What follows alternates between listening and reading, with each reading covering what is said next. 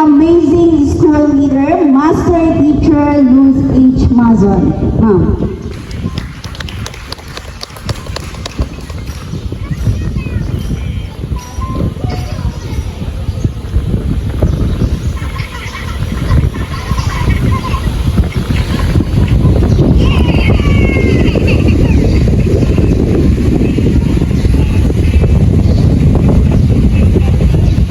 Thank you, Madam MC.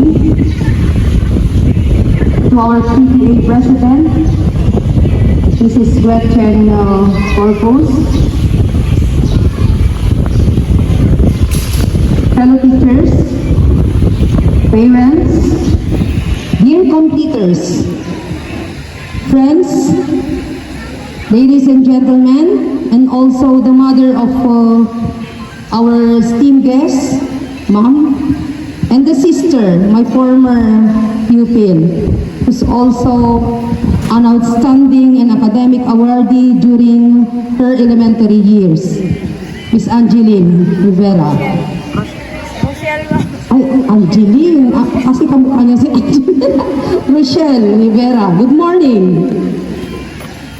Today, I am tasked to introduce to you our guest of honor and speaker. Our guest speaker is from Palintukang, Bawang, La Union, and a registered medical technologist, medical laboratory scientist in the Philippines. He is 26 years old, and his father is Mr. Rosito C. Rivera, and his loving mother is Angeline R. Rivera. His loving sister, si Miss Rochelle. He finished his secondary education at Don Mariano Marcos State University, Mid La Union Campus, Laboratory High School, where he became an award-winning orator, speaker, campus journalist, youth leader, and well-known event host. He belonged to the class of 2015 with high honors.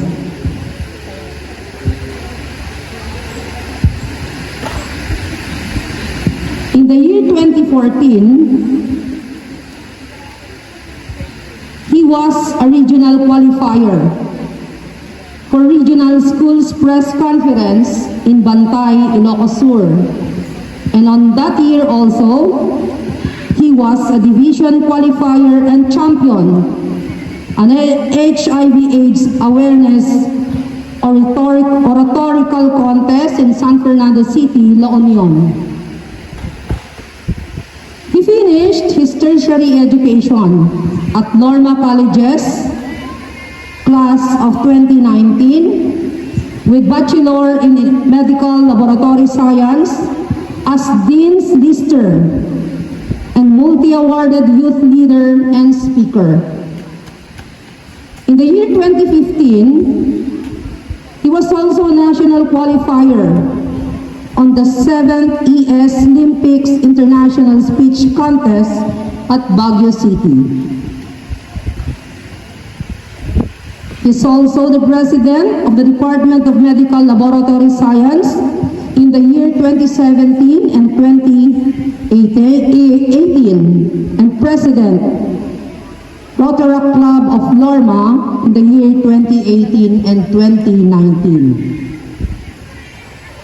And on 2019, his research project entitled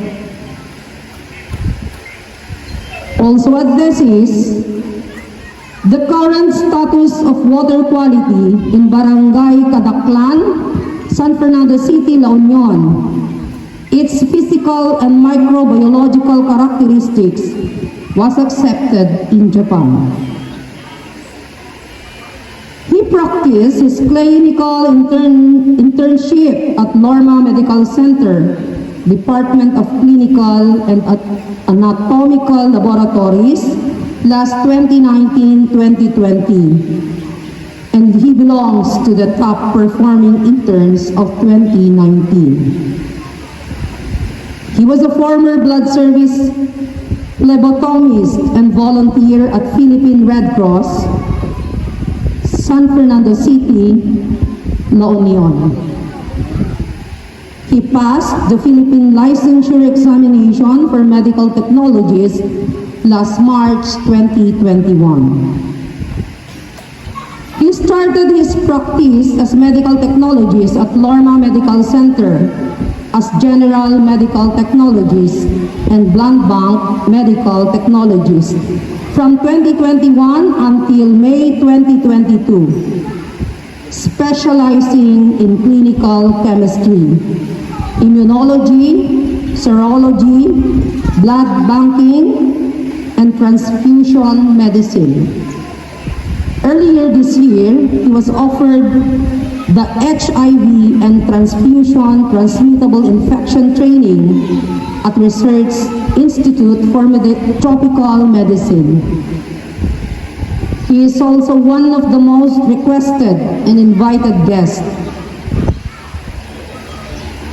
Guest speakers, lecturers in Lorma Department of Medical Laboratory Science, exclusively in blood banking, transfusion medicine, phlebotomy, and histopathologic, cytopathologic techniques.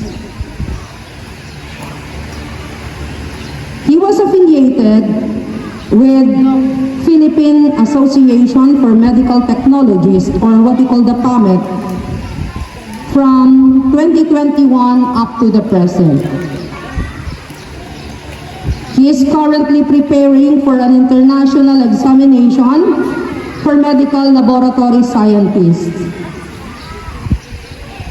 Ladies and gentlemen, I am proud to present to you our guest speaker for today, a well-known event host, award-winning speaker, a brilliant resource speaker, an excellent medical technologist. A round of applause, ladies and gentlemen, to Mr. Ricky R. Rivera. Palakpakan tayo Apo ni Apo Ricky R. Rivera. Sir.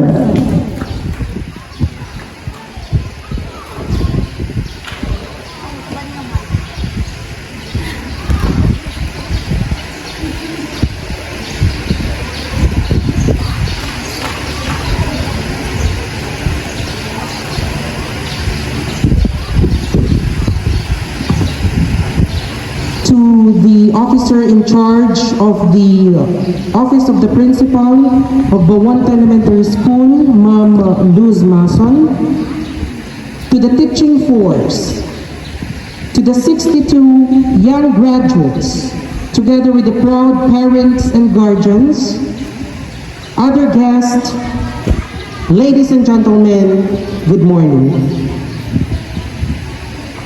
The man standing in front of you right now is someone who never gives up to his dreams. Someone who turned his can'ts into cans and his dreams into realities. Today is an addition of an indelible chapter to his life with an exquisite title, A Dream Come True.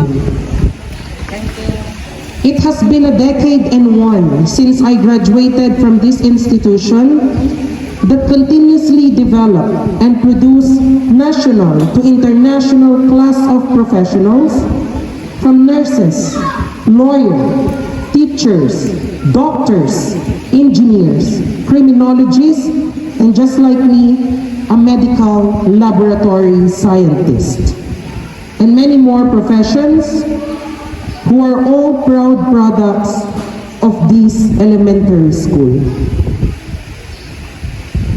When I received the invitation and for to become the guest speaker of this school year commencement exercises, what I told myself was, This could already be the realization of my 10-year-old dream, who once envisioned to stand in this platform and inspire every graduate and parents that dreaming is free and it could really happen as long as you have the courage and perseverance to make it into reality. Gagayami ken kakabsat at pwesto day taapo, iti nagradwarang iti daytoy nga eskwelahan, I started dreaming nga someday tumatderak tumot ditoy nga platform nga agbalin nga guest of honor and speaker, and tugot-tugot ko day nga inspirasyon iti palag kolehyo tapno may kak iti justice iti daytoy nga nagan nga Bawanta Elementary School nga uray naggapuak lang apo iti public school, kayang-kaya nga umangat not only national but international level.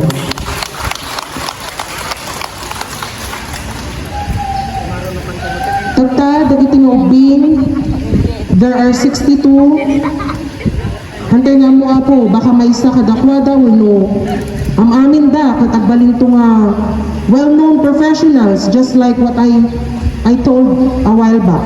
Baka adanto kadakwada ti doctors, nurses, lawyers, or baka tumulag danto mat kanya medical laboratory scientist. Adu apo ti nga makaamoy ti profession nga medical laboratory science. Iti medical laboratory science kat dati nga tawtawagan da nga Bachelor of Science in Medical Technology. Han kami unay gamin apo nga makikita iji ospital. At da kami lang iji unag ti laboratory performing all of the laboratory examinations requested by the physician. Han nga maamuan apo ti may nga doktor no maatake ti may nga pasyente. Han nga maamuan apo ti may nga doktor no diabetic iti may nga pasyente. Kastamatan no adda ti cancer dayto nga pasyente. Kastamatan no adda ti bacterial infection.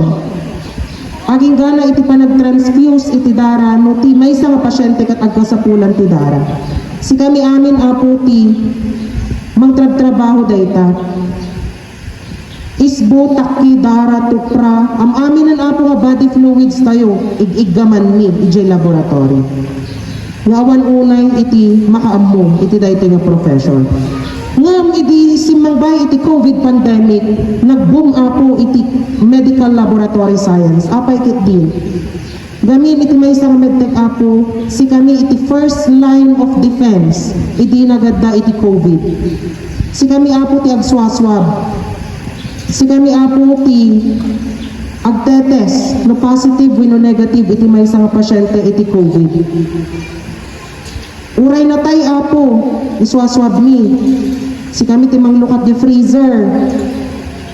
Ado apo ti na experience ko ta iti kalagitnaan iti pandemic, iprak-practice ko ti profession ko as medtech.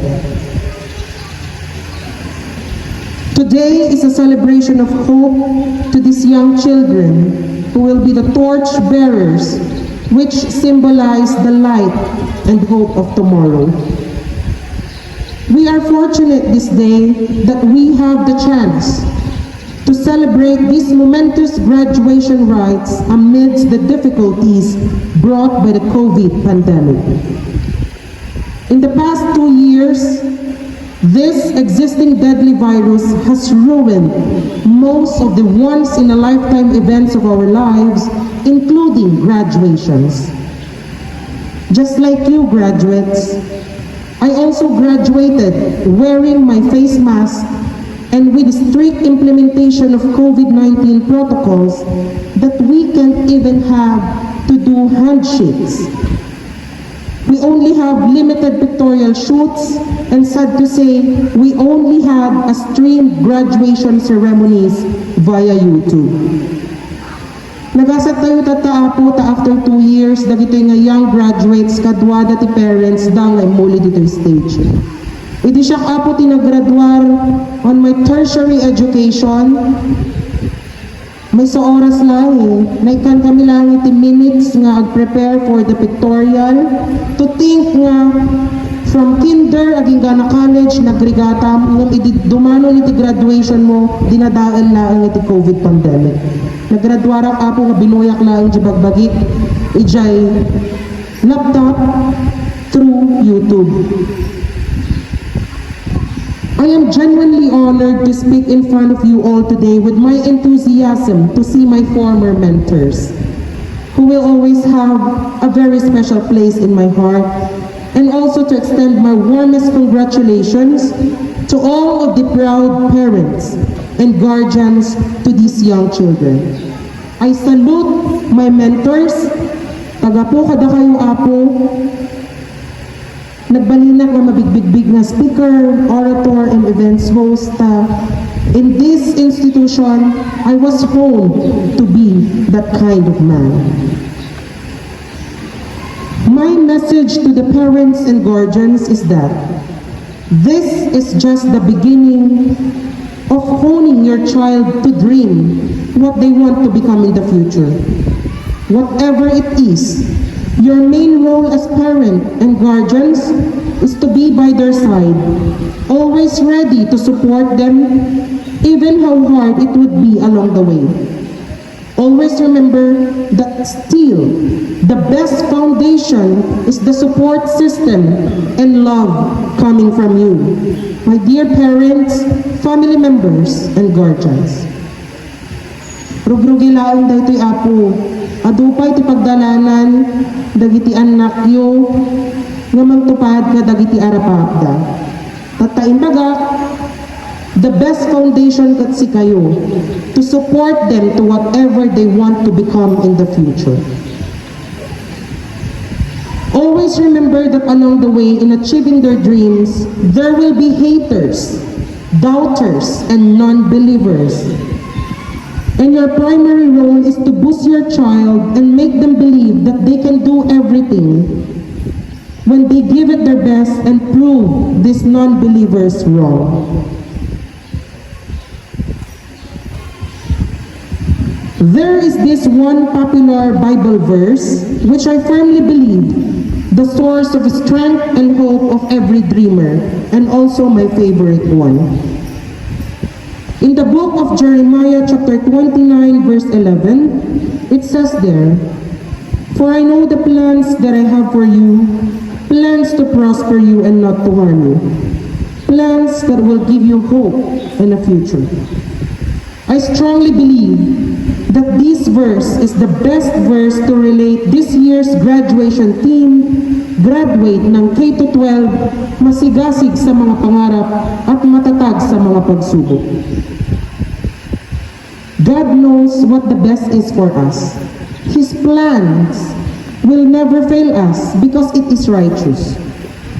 We all just need to believe in Him that during hard times, most especially today that we are still experiencing the COVID pandemic, He may delay us from successes because He only wants to bring out the best in us. Masigasig sa mga pangarap. It may be very difficult to achieve our dreams right now that we still have this global pandemic.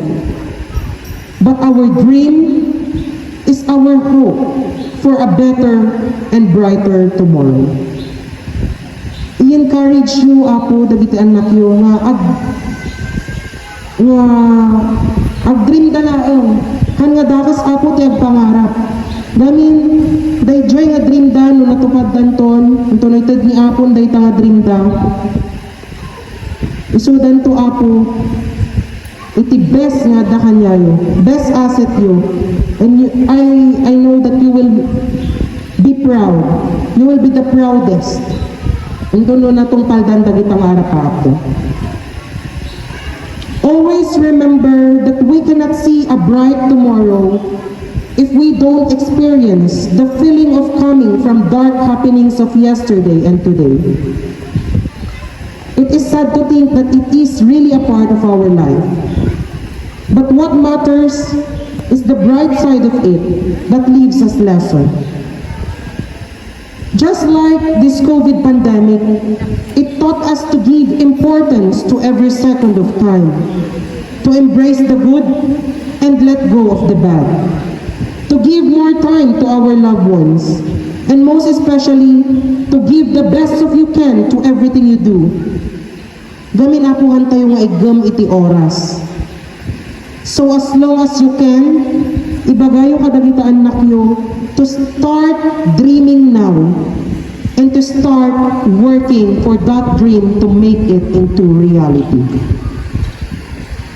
Matatag sa mga pagsubok. In the past 2 years, we all suffered into something that we never knew coming.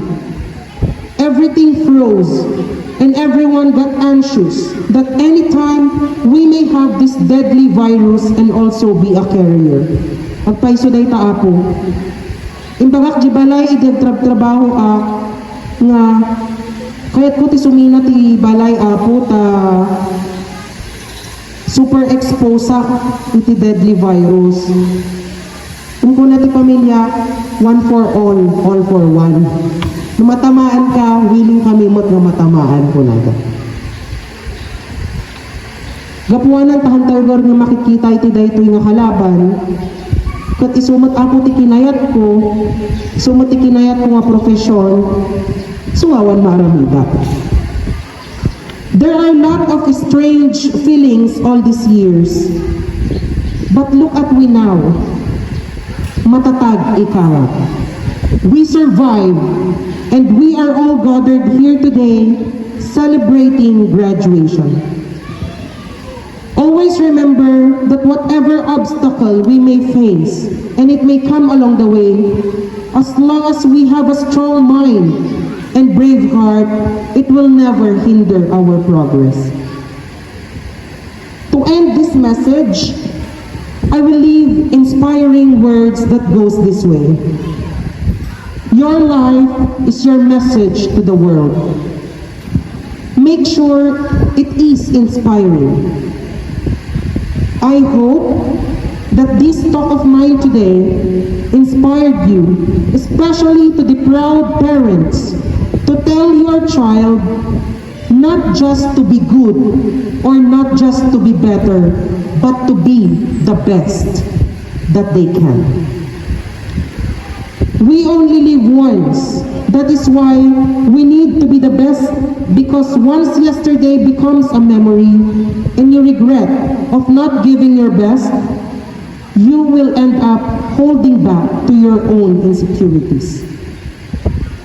From the bottom of my heart, I would like to express my sincerest gratitude to the entire Bawanta Elementary School teaching force, most especially to Ma'am Marites Costales, for having me today as your guest speaker.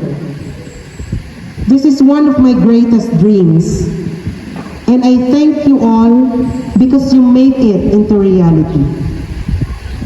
I will always be proud product of this elementary school, and I will continue to soar high, give pride, give honor to you, my dear alma mater.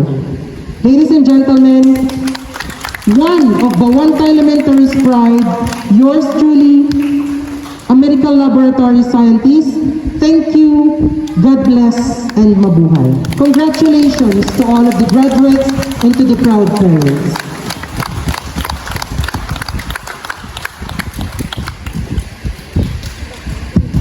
Thank you very much, sir, for coming over, for gracing our affair, and for the inspirational message. Once again, our guest of honor and speaker, Sir Ricky Rivera. Please let us give him a big round of applause.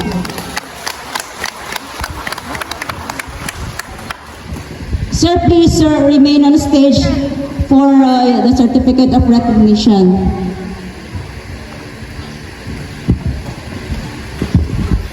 May we request also our OIC Master Teacher Luzaj Mason to do the honor, ma'am. And all the teaching staff of Bawanta Elementary School, ma'am, sir. Also to Ma'am Gretchen, our PTA President as well, ma'am. May we also request the kinder advisor, Ma'am Marites F. Time our OIC, Ma'am Luz H. Mazon, together with Sir Ricky R. Rivera, to to please come up on stage to join me in the distribution of certificates of completion and awards to deserving completers.